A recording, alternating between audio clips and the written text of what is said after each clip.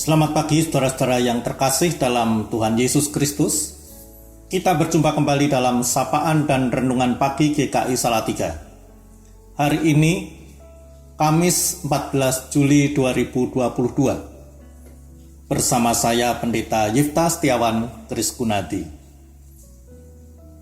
Sebelum membaca dan merenungkan firman Tuhan, mari kita berdoa. Bapa di surga, terima kasih untuk hidup yang masih Tuhan karuniakan kepada kami. Sebelum kami melanjutkan segala aktivitas, pekerjaan, pelayanan, dan kehidupan yang Tuhan anugerahkan kepada kami ini, kami akan merenungkan sabda-Mu untuk menjadi pegangan dan tuntunan kami dalam menjalani kehidupan ini, agar kami dapat mewujudkan kasih. Karena kehidupan ini pasti akan lebih baik dan indah apabila kasih dapat terwujud di dalamnya. Mohon pimpinan dan tuntunan Roh Kudus bagi setiap kami. Dalam nama Tuhan Yesus Kristus, Sang Firman Hidup, kami naikkan doa kami. Amin. Saudara-saudara, saya akan membacakan Injil Lukas pasal 10 ayat 37b yang akan menjadi dasar renungan pagi hari ini.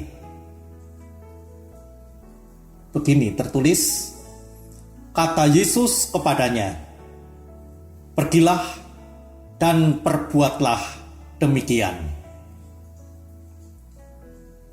Adapun tema untuk renungan pagi ini adalah lakukan saja.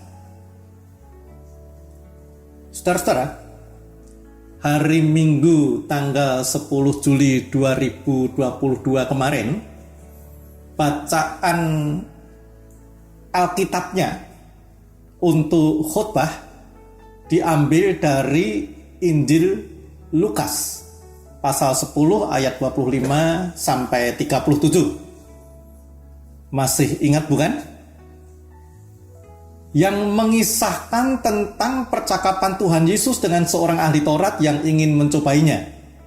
Sehingga kemudian lahirlah sebuah perumpamaan yang sangat kita kenal, yaitu perumpamaan tentang orang Samaria yang murah hati, yang bukan saja tergerak hatinya oleh belas kasihan saat melihat orang yang sekarat karena dirampok di jalan antara Yerusalem ke Yeriko, tetapi kemudian juga mewujudkan belas kasihannya itu dalam tindakan kasih yang konkret, nyata kepada korban perampokan tersebut, tanpa memedulikan siapa orang itu, apa sukunya, bangsanya, agamanya, dan sebagainya.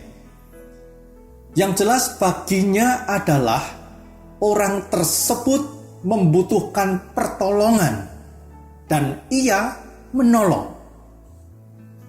Bahkan Tuhan Yesus tampak sengaja memerinci perbuatan kasih yang dilakukan oleh orang Samaria itu. Ada tindakan kasih yang nyata yang dilakukan. Mendatangi, membalut luka, menyiram dengan minyak, menyiram dengan anggur, menaikkan ke atas keledai, membawa dan merawat, yang dilakukannya untuk orang yang menjadi korban perampokan tersebut.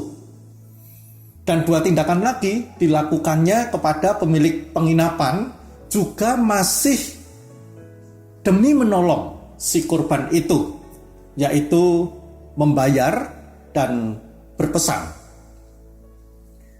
Seolah Tuhan Yesus memberikan penegasan bahwa mengasihi itu harus mewujud nyata dalam perbuatan atau tindakan yang nyata, bukan sekadar kata-kata atau teori, atau juga bukan hanya berhenti pada perasaan yang ada di hati. Kemudian Tuhan Yesus menutup perumpamaannya yang syarat makna itu dengan pesan kepada si ahli Taurat, "Pergilah dan perbuatlah demikian."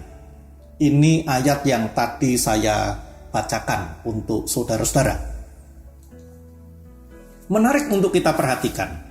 Saat itu ketika berbicara mengenai kasih, Tuhan Yesus memilih tidak berpanjang-panjang memberikan teori, tips, cara bagaimana melakukan kasih itu. Terlebih yang berbicara dengannya adalah seorang ahli Taurat yang pastinya sudah tahu apa itu kasih, bentuk-bentuk perbuatan kasih, dan bagaimana melakukannya. Barangkali hal baru dari Tuhan Yesus untuk ahli Taurat itu adalah kasih itu harus dilakukan tanpa membeda-bedakan orang, latar belakangnya, suku, bangsa, agama. Tuhan Yesus hanya mengatakan, pergilah dan perbuatlah demikian. Seolah Tuhan Yesus berkata, lakukanlah seperti yang ditunjukkan oleh orang Samaria itu. Kasih yang tulus dan tidak membeda-bedakan orang. Lakukanlah yang kamu sudah ketahui itu. Tinggal lakukan saja. Benar bukan saudara-saudara yang dilakukan oleh Tuhan Yesus ini? Untuk mewujudkan kasih dalam perbuatan nyata sehari-hari, tidak perlu tips atau cara melakukannya yang panjang lebar. Yang perlu dilakukan hanya melakukan saja kasih itu. Tinggal melakukan saja secara nyata apa yang sudah diketahui itu. Saudara-saudara, bagi kita, pesan Tuhan Yesus itu patut kita perhatikan dan renungkan. Sebab bisa jadi posisi kita sama seperti ahli Taurat tersebut. Kita adalah orang-orang yang sudah tahu apa itu kasih, bagaimana bentuk-bentuk kasih itu, bagaimana cara melakukan kasih. Mungkin kita malah adalah orang-orang yang fasih berbicara tentang kasih.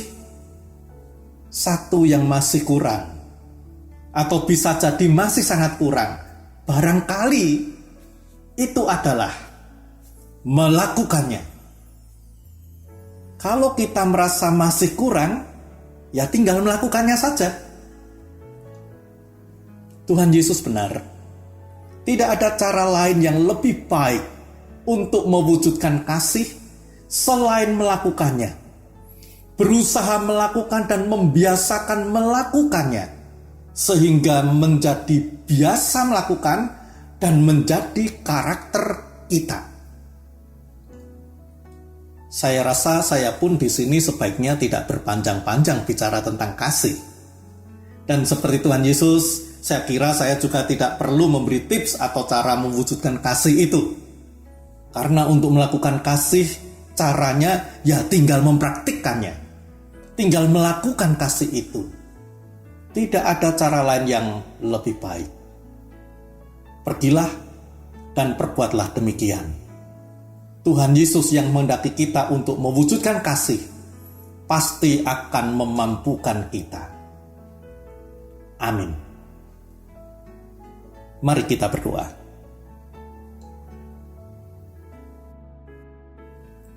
Tuhan Yesus, Engkau menghendaki kami untuk mewujudkan kasih secara nyata dalam perbuatan kami sehari-hari.